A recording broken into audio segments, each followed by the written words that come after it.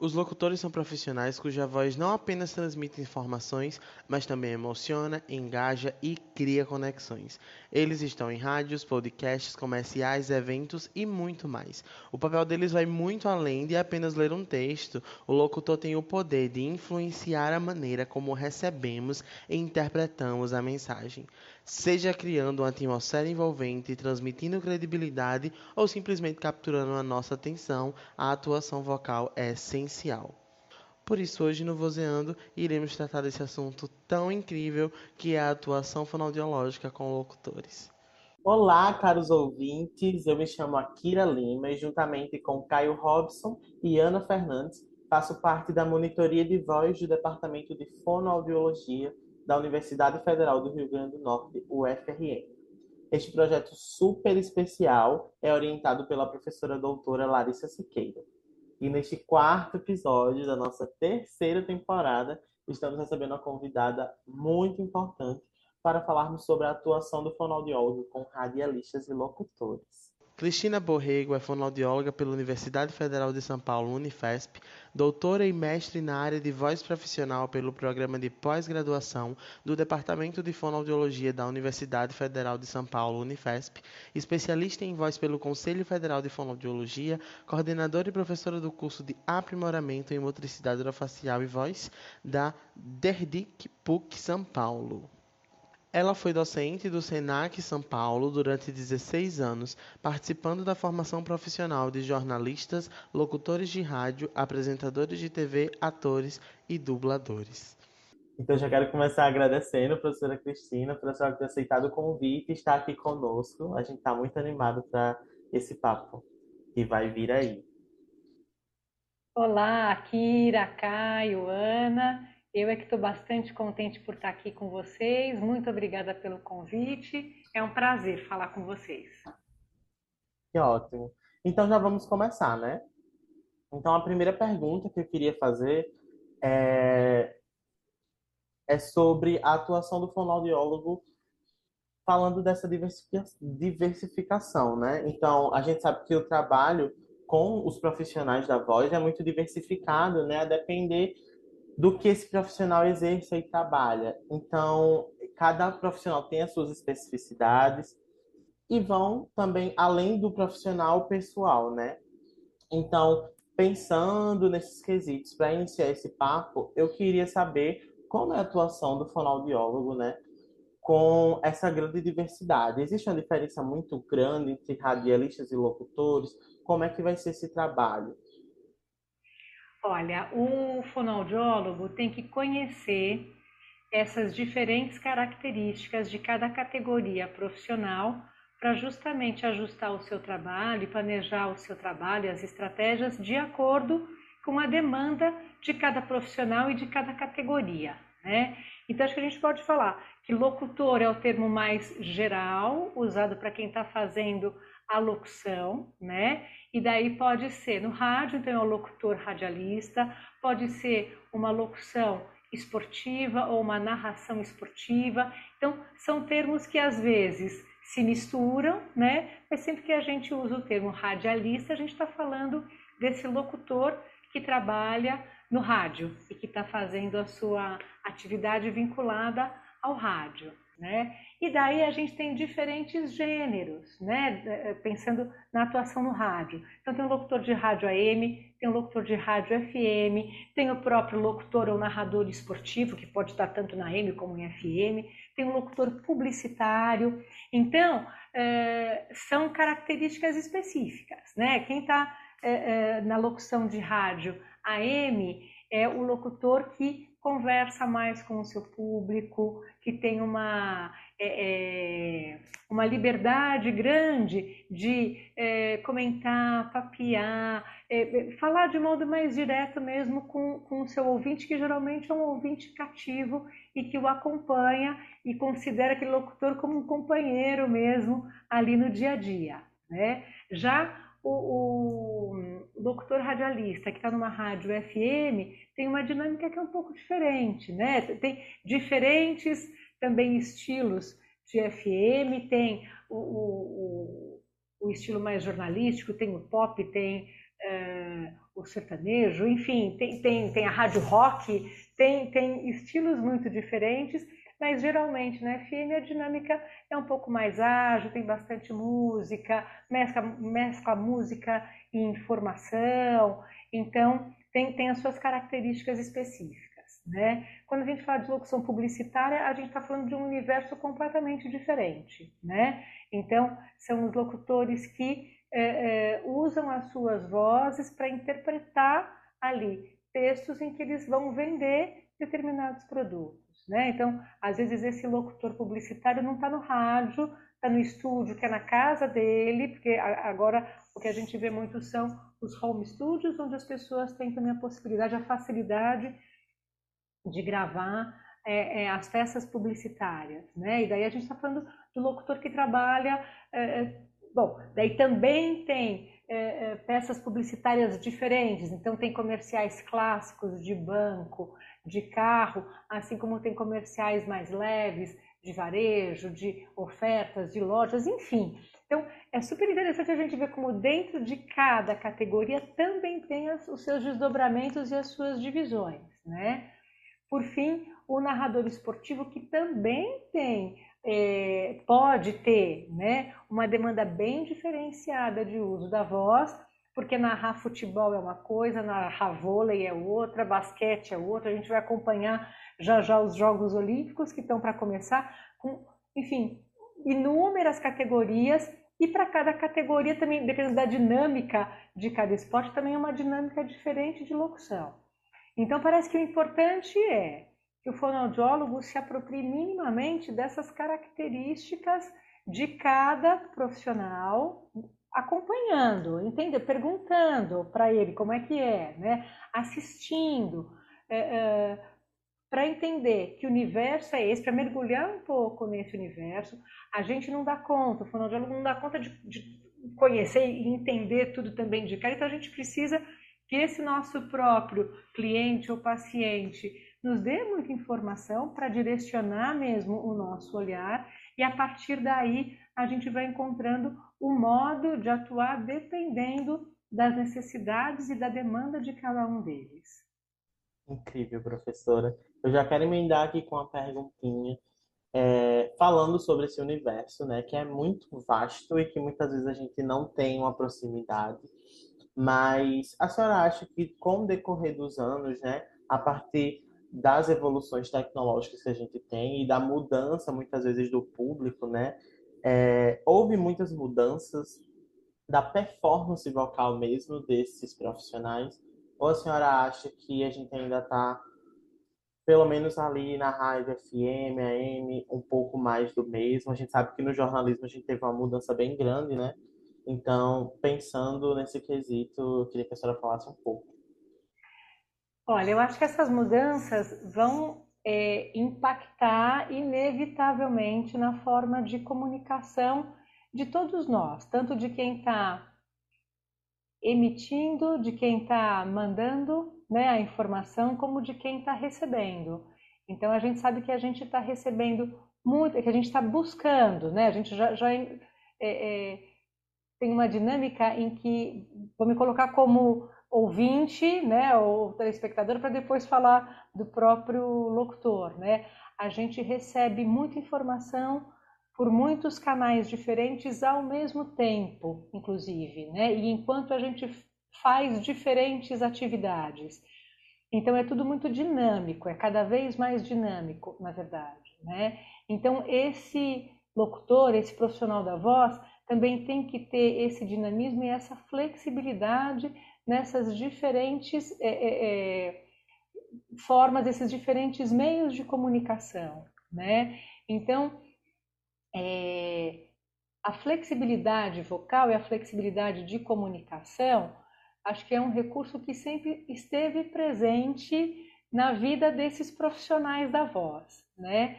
Mas eu acho que o que a gente via antes era o locutor mais especializado num determinado meio, né? E agora a gente vê que ele não consegue estar só num meio falando com um determinado público. ele está falando no rádio, mas ele também está aparecendo na televisão, ele também tem o canal do YouTube, e ele também grava o podcast, e então ele vai transitando por essas diferentes linguagens, né? Então, flexibilidade e dinamismo está presente nessa realidade desse profissional da voz, né? Desse comunicador, né?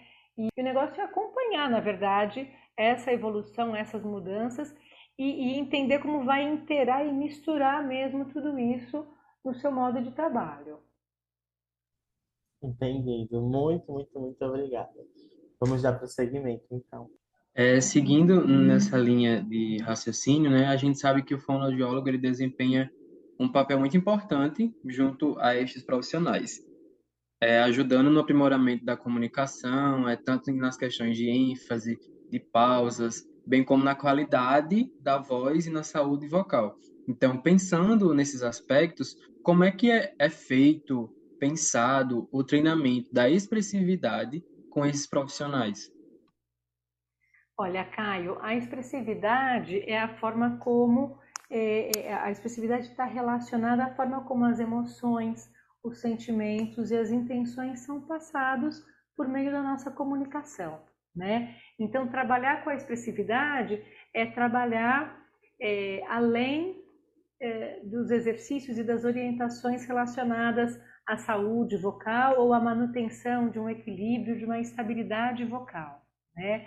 É muito importante a gente saber que no trabalho com esse profissional da voz, eu trabalho com um radialista, que é a categoria específica que a gente está falando hoje, né?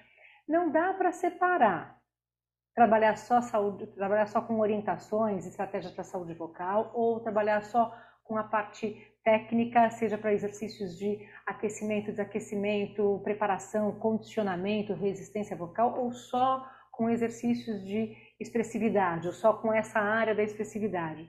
É tudo junto ao mesmo tempo agora, né? Porque se a expressividade é o modo como eu passo as minhas intenções, quanto mais repertório eu tenho, né, de diferentes qualidades vocais, flexibilidade vocal, modulação, uso de ênfase, uso de pausa, velocidade de fala. Quanto mais quanto mais o profissional lida com esses recursos de forma consciente, mais expressiva pode ser a voz dele, porque mais recursos ele vai ter para colocar à disposição da expressividade, da interpretação e do que ele fala. Então, acho que a primeira coisa é a gente pensar que acontece tudo ao mesmo tempo agora. As abordagens de saúde vocal, um trabalho preparatório, um trabalho de condicionamento, um trabalho de expressividade, estão no mesmo pacote, né? Como que a nossa voz consegue justamente passar as intenções e as emoções de acordo com os diferentes ajustes de qualidade vocal que a gente faz, de pausa, de velocidade, de padrão articulatório, de ênfases, de inflexões. E o nosso corpo que acaba acompanhando isso também. Então, postura, corpo, gestos. Então, são todos esses componentes não verbais da nossa comunicação que entram em ação para passar as diferentes intenções. Então, parece que é bem interessante para a gente trabalhar a expressividade, selecionar justamente as estratégias que vão mobilizar o uso consciente desses recursos vocais. Então, por exemplo, o locutor ele trabalha bastante com texto, com a leitura de texto, né? Então, ele é o profissional da voz, ele é o profissional da palavra, porque ele também tem isso como instrumento de trabalho, né? Então, a gente pode aproveitar esse material, a gente pode selecionar exercícios e estratégias para trabalhar a expressividade em que a gente faça uso do texto, do próprio texto que ele usa para ler. Então, o que a gente pode fazer? A partir de um texto selecionado, pedir para que esse texto seja lido como treino, com diferentes intenções, com alegria, com tristeza, com raiva, de uma forma mais urgente, de uma forma mais tranquila, e a gente vai ver como que o profissional faz os ajustes dos seus recursos vocais para passar essas diferentes intenções. Por outro lado, a gente pode trabalhar pensando também em aproveitar o texto escrito, né? A gente pode trabalhar com diferentes textos. Cada texto tem um contexto, tem uma história, tem uma mensagem, e propor que esse profissional leia todos esses textos respeitando aí a mensagem e o contexto de cada um, para ver como que ele mobiliza os diferentes recursos vocais que ele tem. E é aí que a gente acompanha esse locutor sugerindo, nossa, esse texto é um texto que é sóbrio, é um texto que é muito sério, mas a sua voz está muito modulada, está muito rápido, não está passando a sobriedade que o texto pede. Então, que ajustes a gente vai propor que ele faça na voz para que o texto fique mais sério, fique mais sóbrio. Então, assim, é um trabalho que é tanto dessa percepção, né, do profissional também se perceber, se ouvir e reparar se a voz consegue passar as intenções desejadas para, a partir daí, mobilizar os recursos vocais, tanto relacionados à palavra como os recursos de fato de voz para passar as diferentes intenções. Certo, muito obrigado. Eu acho particularmente esse trabalho de expressividade muito interessante e muito cativante. É uma coisa que eu gosto muito de trabalhar. Eu estava agora no estágio com um jornalista e a gente começou a trabalhar muito isso, né? E aí pensando em narradores, locutores, né? Que muitas vezes a gente só vai ter o contato ali com a voz, esse trabalho se torna cada vez mais importante, né?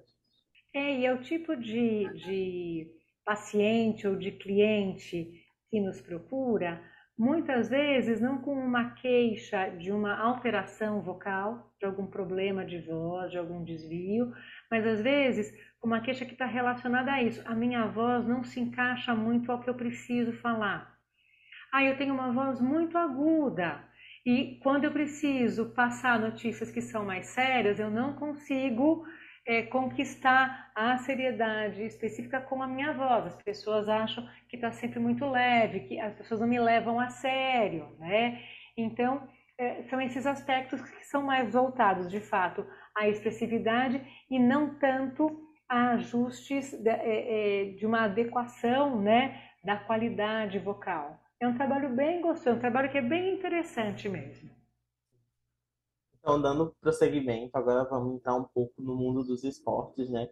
A gente sabe que é um universo muito diversificado, né? A paixão de muitas pessoas, principalmente aqui no Brasil, e que também é muito bem difundido aqui no país, né? A gente vê rádios universitárias, programas diversos e programas gigantescos, inclusive, que tratam sobre esporte. Então, pensando nisso, né? Pensando em como é o trabalho do fonoaudiólogo com radialistas e narradores esportivos, eu queria saber quais as especificidades trabalhadas com esses profissionais, né? O que diferencia dos outros e principalmente quais as maiores demandas que a gente pode encontrar trabalhando com radialistas e narradores esportivos. Olha, me parece, Akira, que o maior desafio do narrador esportivo é a narração de futebol. E principalmente a narração de futebol no rádio. Eu não sei se vocês já tiveram oportunidade, são de uma outra geração, tá certo? Que eu acho que é uma geração que ouve menos rádio. Não sei, fico até. Vocês ouvem rádio? Assim, não. Quando eu era Então. criança tinha a rádio Disney, aí eu adorava, aí eu ouvia, mas hoje em dia não. Não, né? É um outro modo que a gente tem de consumir música, de consumir notícia, de consumir esporte, né? Mas enfim, mas o rádio está vivo aí, firme e forte. Eu sou de uma geração que eu cresci ouvindo rádio, sim, e que até hoje eu tenho que ouvir o rádio eu ouvi rádio no carro. Não quero coloco também, enfim, no meu Spotify da vida, mas eu quero ouvir rádio porque tem uma dinâmica ali de conversa, de notícia, de esporte que me interessa e com a qual eu estou acostumada, né? Mas tradicionalmente tem esse desafio do locutor esportivo em fazer a narração de futebol no rádio, né? Eu recebo alguns locutores esportivos, narradores esportivos, que também tem que fazer a locução dos outros esportes.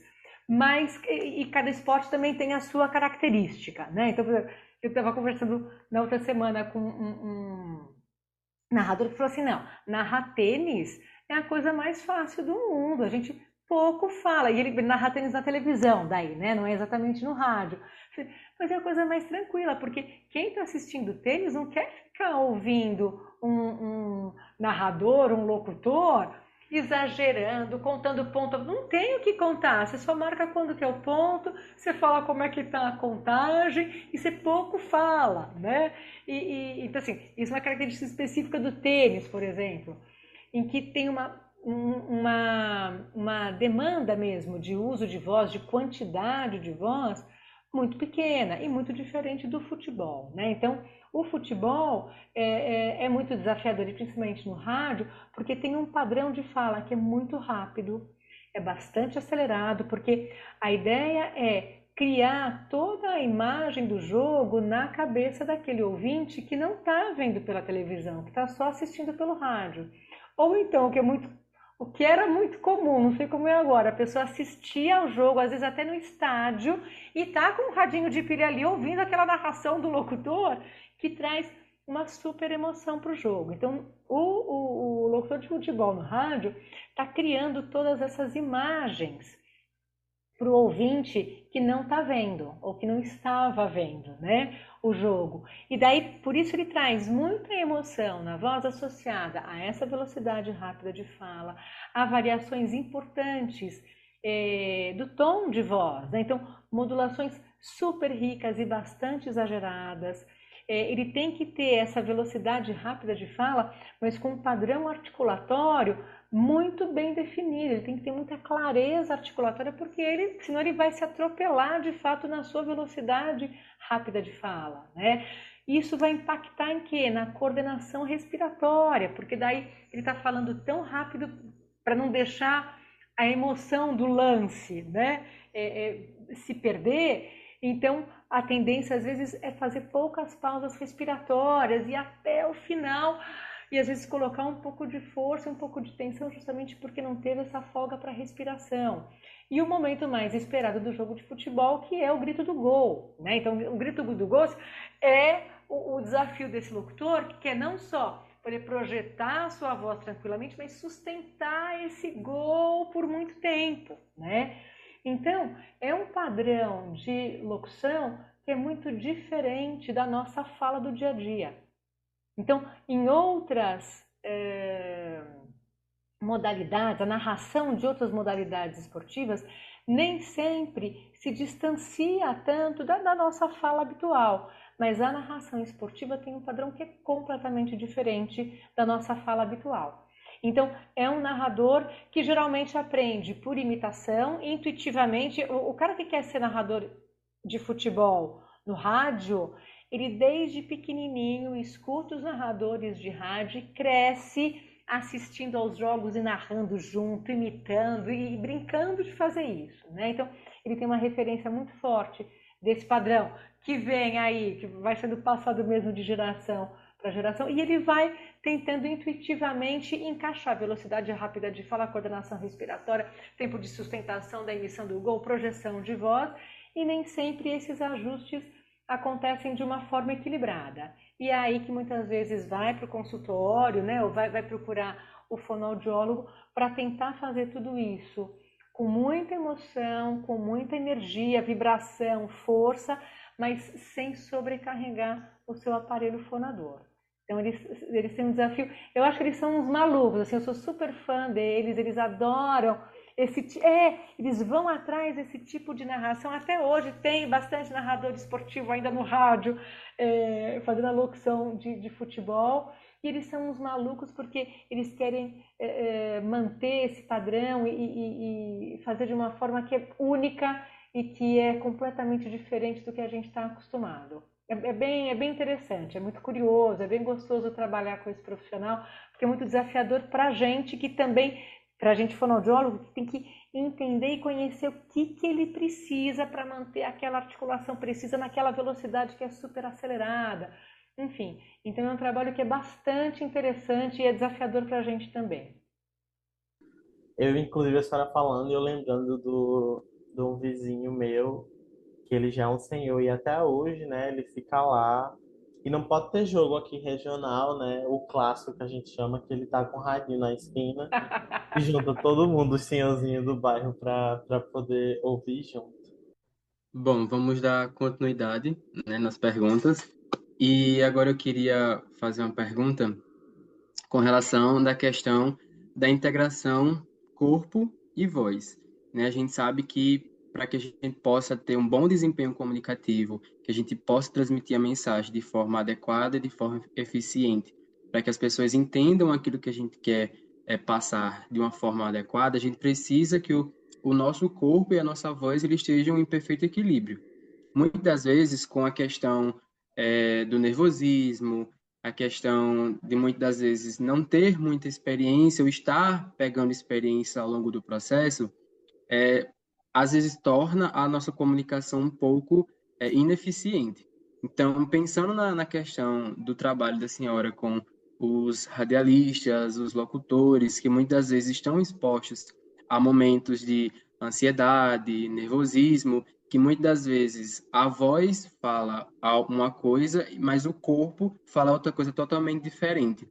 Então, como é que a senhora faz esse manejo durante o processo com esses profissionais? Quais são as estratégias utilizadas para que eles consigam integrar esses aspectos e passar a mensagem de forma efetiva? Olha, Caio, a primeira coisa é, tudo isso que você falou tem que ser falado para eles também, para esse profissional. E é interessante porque nem sempre isso é tão óbvio para eles como é para a gente, né? A gente que trabalha com voz e, enfim, vem trabalhando e vem entendendo essa integração de corpo e voz, a gente vê mesmo como algo único, né? Indissociável. E nem sempre isso é claro para esse profissional. Então, a primeira coisa é contar isso para eles, né? E de que forma contar, quer dizer, de que forma mostrar isso para eles, né? Então, assim, primeiro de fato, fazer ele entender essa unidade, corpo e voz, se observando, se percebendo, e daí utilizando alguns exercícios e estratégias até para que esse corpo seja mobilizado e ele também consiga perceber qual que é o impacto do corpo que está mais tenso ou mais relaxado no desempenho vocal dele, né? Então, um dos pilares do trabalho é esse pilar de promover a autoobservação, que é super importante, né? Se a gente está acompanhando o profissional, é muito fácil a gente mostrar e apontar, mas a gente tem que dar primeiro condições deles também sozinhos começarem a perceber o seu corpo, postura, alinhamento. Só de falar, eu vejo vocês começando a mexer aí no pescoço e nos ombros, né? Então, é primeiro chamar a atenção mesmo para isso, para que ele se observe, para que ele se perceba, né? E para que ele também se perceba na condição real de trabalho, né? Então, os locutores geralmente estão nos estúdios trabalhando sentados. Então, quer dizer, além de tensões que vêm, que estão ligadas a questões nossas mesmo, emocionais e do dia a dia, de estresse, de nervoso, de ansiedade, o que seja, também tem algumas tensões que vão sendo geradas no corpo por conta de posturas inadequadas no ambiente de trabalho. E que são as questões relacionadas aos aspectos ergonômicos mesmo, né, do trabalho, e que são fundamentais para esse equilíbrio do corpo e para daí para o equilíbrio do corpo com a voz, né?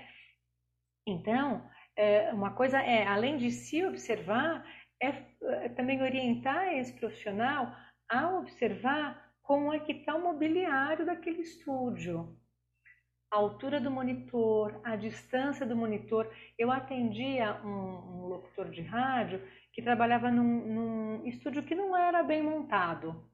Então, assim, o monitor da TV, onde passava o jogo que ele narrava, ficava longe da onde ele sentava. Então, ele reparava que ele acabava longe e mais numa altura mais alta, né? Então ele reparava que ele tinha que ir para frente, levantar a cabeça para conseguir assistir ao jogo que estava.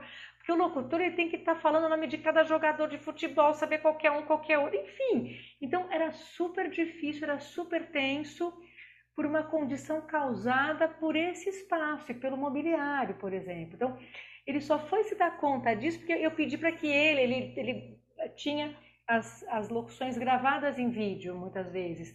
Eu pedi para que ele trouxesse, então, um dia, né? Que ele me mostrasse um dia.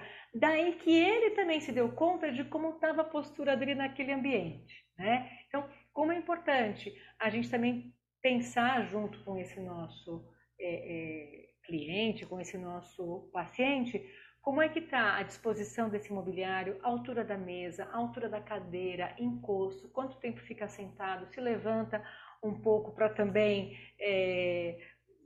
dar uma movimentada no corpo, né? Como que se movimenta durante as transmissões, tá lendo, tá narrando, tá lendo, tá escrevendo, tá falando com o comentarista. Tô pensando nesse narrador esportivo aqui, né? Mas de qualquer forma, no estúdio de rádio, então uma coisa também é reparar como é que está a sua postura naquela condição, né? E a gente poder fornecer para eles, né, exercícios e estratégias que minimamente tragam algum relaxamento e mobilidade muscular, né? Então, os trabalhos básicos que a gente conhece do nosso trabalho de relaxamento de pescoço, de ombros, né, da cintura escapular, são super bem-vindos para serem feitos, né? Tanto num momento de aquecimento vocal, de preparação do corpo e da voz para o uso, como no dia a dia, dependendo de como está esse corpo dele também em situações outras, que não só a da locução, né? Então, é perceber como que está esse corpo, é dar possibilidade de mobilizar, de soltar e de equilibrar, e perceber, né, mostrar também para eles o impacto dessas diferentes posturas e condições aí de mais ou menos tensão muscular na voz, né? E promover sempre, também orientar e promover situações em que o locutor possa ter liberdade de gesto e de movimento, porque a gente sabe também da importância daí dos gestos para acompanhar a fala e deixar a fala também mais fluida e mais solta. Enquanto a senhora falava, eu lembrei, né? A gente vai fazendo muitas associações. Lembrei de novo do meu paciente de voz profissional e ele trabalhava assim com vários formatos diferentes. Eu lembro que eu falei sobre um vídeo dele específico, né? Porque a rádio universitária que ele trabalha disponibiliza os vídeos dos programas na rádio, né?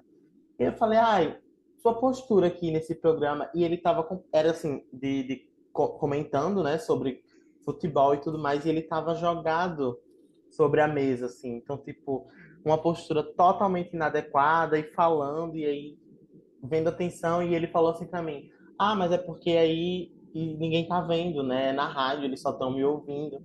E aí a gente conversou um pouco sobre isso. Então, são coisas que às vezes eles não reparam, né? Que é tão natural e que precisa ser trabalhada, porque a longo prazo Sim. vai prejudicar, né? Não, e ele podia estar muito confortável e ainda super à vontade, ainda mais que ninguém estava vendo, então era fácil ele ficar ali largado e jogado, mas é uma postura que é isso, que vai acabar gerando tensão pelo desalinhamento todo, e não por uma tensão, mas acaba gerando também algum impacto. Então é importante mesmo a gente olhar, e quem está de fora consegue ver mais facilmente, né? É, sim, exatamente.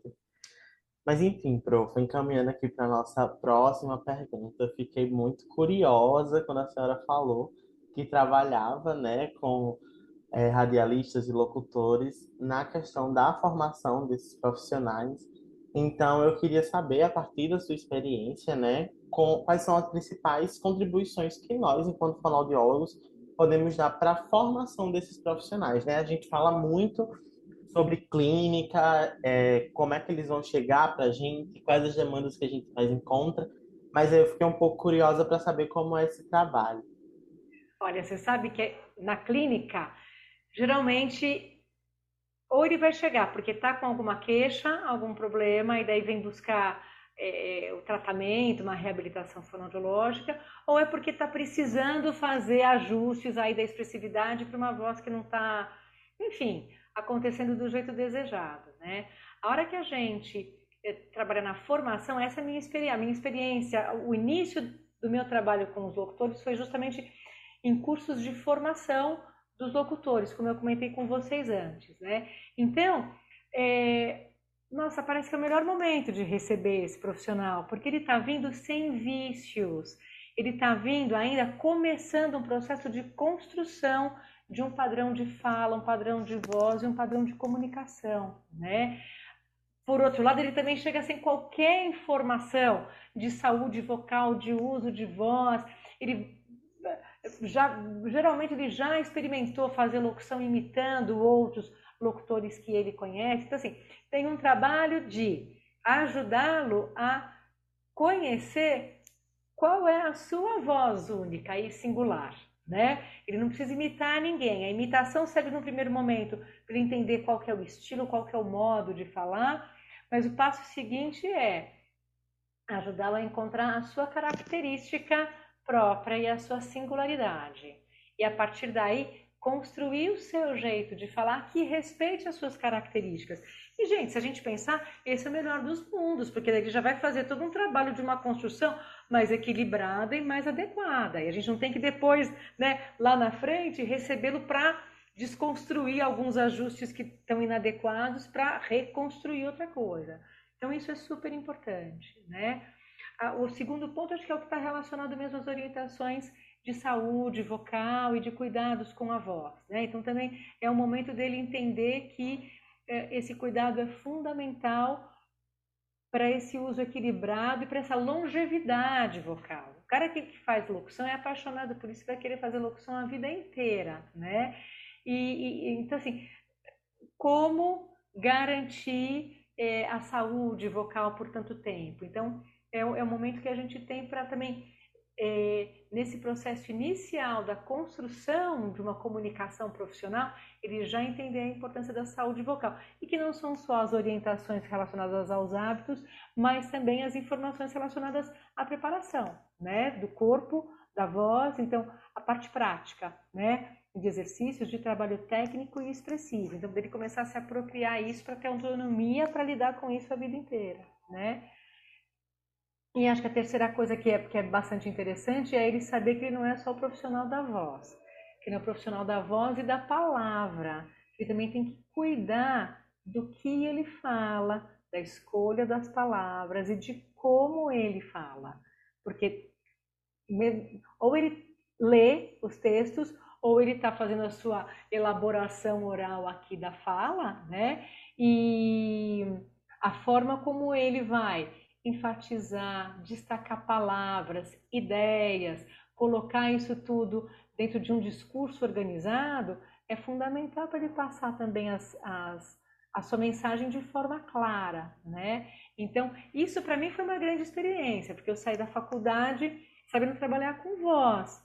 Só que daí eu descobri ao trabalhar com eles que não é só voz, é voz e texto, e é leitura. E os alunos do curso de rádio chegavam no curso com leituras muito deficientes, até hoje, porque a gente não está habituado a ler em voz alta. A gente não sabe ler em voz alta, né? E a ideia é que ele possa ler em voz alta sem parecer que está lendo. Ele tem que passar a impressão de que ele está falando, né? Então, é uma leitura que tem que estar muito parecida com a comunicação oral. Então, é um momento inicial também da gente acompanhar esse profissional no entendimento deste trabalho com o texto, da leitura em voz alta e de passar esse texto para a comunicação oral. Muito legal, prof, de verdade. Muito interessante. Pensar realmente na formação, acredito que tem um impacto gigantesco na vida desses profissionais em si. Então a gente já está no finzinho do nosso papo. Mas antes tem uma pergunta surpresa, né? Eu não coloquei no roteiro. Eu queria que a senhora sabesse se a senhora tem alguma mensagem, algum conselho para os nossos ouvintes, principalmente os que são fonoaudiólogos ou que estão aí, como a gente na graduação.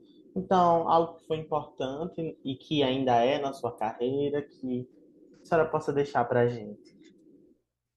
Vou falar duas coisas então, tá bom?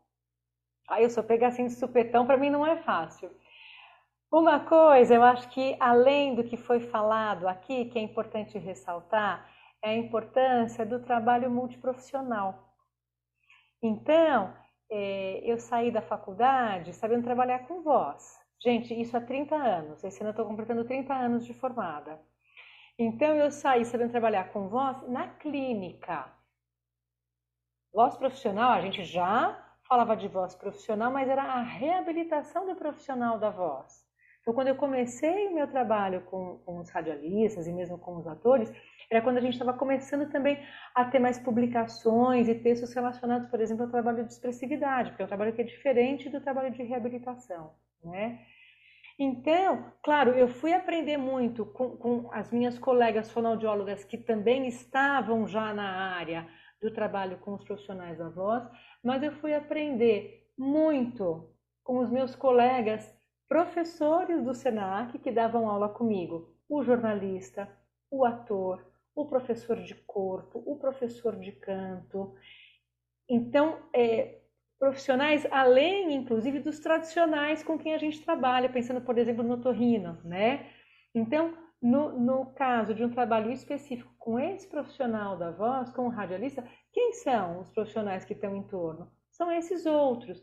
E eles me ensinaram muito, eu aprendi muito com eles e com os meus próprios alunos, inclusive, né? Porque, de fato, era novidade.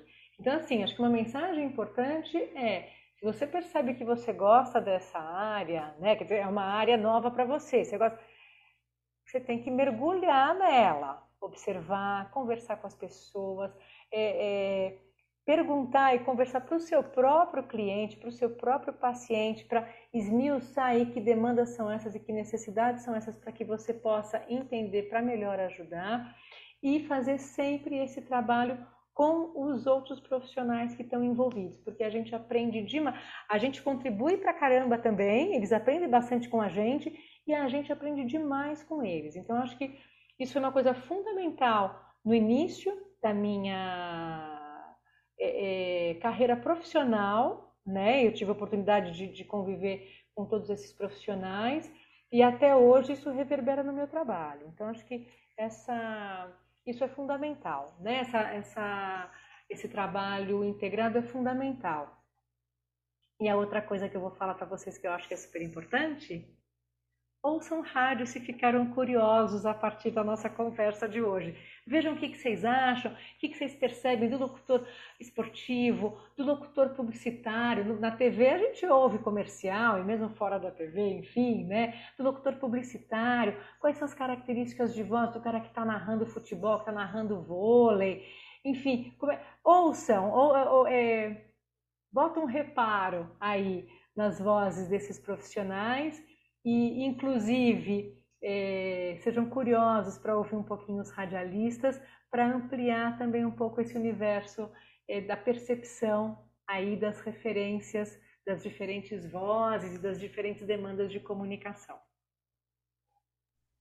Profa, muito obrigada por tudo, por esse momento. Foi um papo incrível. A gente aprendeu muito e tenho certeza que os nossos ouvintes também vão aprender bastante.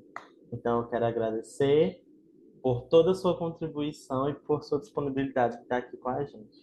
Ah, que delícia! Eu que agradeço, vocês super generosos e muito queridos aqui também me acolhendo no programa. Muito obrigada, foi um prazer estar aqui com vocês. Foi um prazer imenso. Então, agora, para os nossos ouvintes, não deixem de se atentar aos novos conteúdos que estão por vir e fiquem ligados. Até a próxima e um beijo.